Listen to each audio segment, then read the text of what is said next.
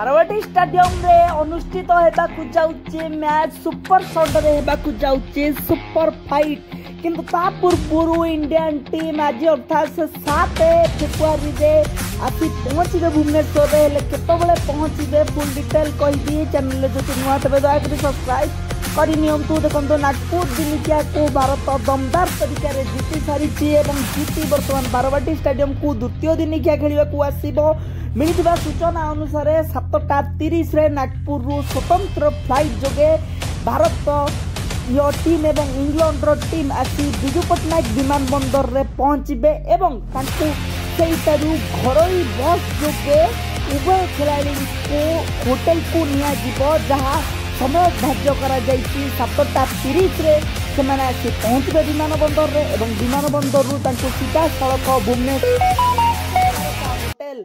मे fair को निया जीवो एवं सेठारे खेलाड़ी माने रात्रि यापन करिबे एवं आसंता काली प्रैक्टिस पाई बारवाटी स्टेडियम जिबे जहा पाई कमिशनरेट पुलिस पक्षरु स्वतंत्र व्यवस्था करि दिया जाइछि। आपण जदी चाहुचंती बारवाटी रे भारत मैच जितु ताले कमेंट रे इंडिया जरूर